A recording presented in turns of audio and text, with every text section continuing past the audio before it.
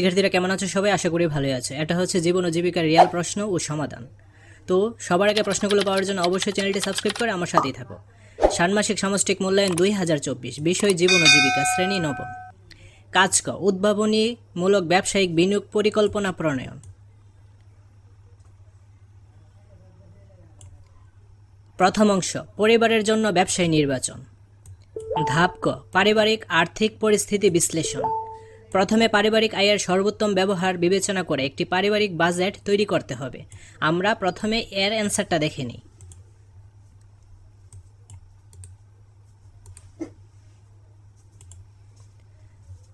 পারিবারিক আয়ের সর্বোত্তম ব্যবহার বিবেচনা করে একটি পারিবারিক বাজেট তৈরি করা হলো।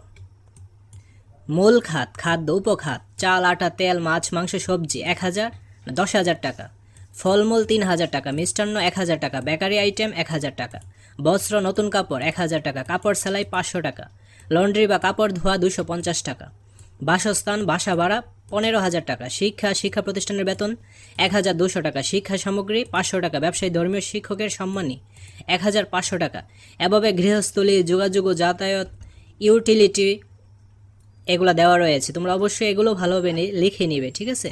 মোট এসেছে 74,950 টাকা। এটা হচ্ছে পারিবারিক বাজেট এক মাসের। তারপর কি বলছে? এরপর পরিবারের আর্থিক অপচয় রোধে কী পদক্ষেপ গ্রহণ করা যেতে পারে তা উল্লেখ করতে হবে। চলো এখন আমরা এর অ্যান্সারটাও দেখে নিই। নিজের পড়াশোনার ব্যয় কমানো। নিয়মিত মনোযোগ সহকারে পড়াশোনা করার ফলে ভালো ফলাফল করার মাধ্যমে বিনা বেতনে পড়ার সুবিধা লাভ। এছাড়া প্রাইভেট টিউটর বা কোচিংয়ের প্রয়োজন না হওয়া। পরিবারের সকল সদস্যদের যাতায়াত ব্যয় কমানো। কম দূরত্বের পথ পাড়ি দিতে পায়ে হাঁটতে অনুরোধ করতে পারে। একইভাবে বেশি দূরত্বের ক্ষেত্রে গণপরিবহন ব্যবহার করতে অনুরোধ করতে পারি। চিকিৎসার ব্যয় কমানো। তারপর রয়েছে ছাদ বাগান বা বারান্দায় সবজি চাষ। দেন ছোটোখাটো ইলেকট্রনিক এবং স্যানিটারি কাজের ব্যয় কমানো। তারপর চাল ডাল সহ খাদ্যপণ্যের ব্যয় কমানো। এগুলো অবশ্যই তোমরা ভালোভাবে লিখে নিবে। এরপর সময়, সুযোগ ও নিজের সক্ষমতা অনুযায়ী অর্থ সংশ্লিষ্ট যেসব কাজে দায়িত্ব গ্রহণ করেছে সেগুলোর তালিকা তৈরি করতে হবে।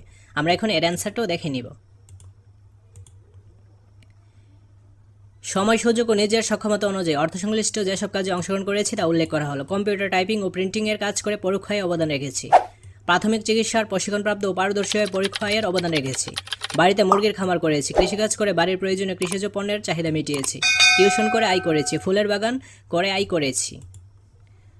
তো ধাপ কয়ের অ্যান্সারটা দিলাম। বাকিগুলোর অ্যান্সার পরবর্তী ভিডিওগুলোতে পেয়ে যাবে। তার জন্য অবশ্যই চ্যানেলটি সাবস্ক্রাইব করে অল নোটিফিকেশন অন করে রাখতে হবে। ধন্যবাদ।